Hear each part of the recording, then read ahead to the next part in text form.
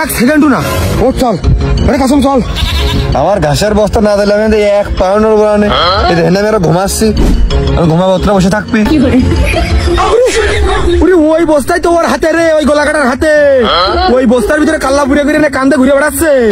হ্যাঁ বস্তার মধ্যে কাল্লা? এ দোস্ত কোনো বিরিদি মিরিদি মনে কাল্লা লাগবে।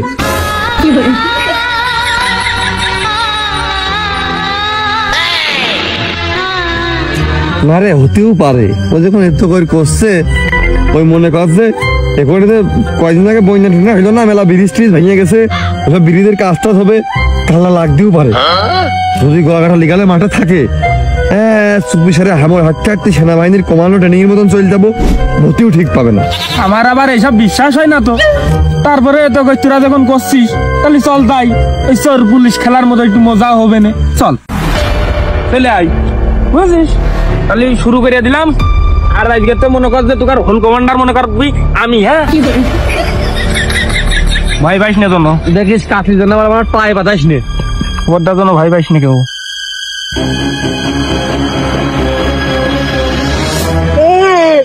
ছাগলের ডাক আসা মতো কিরাম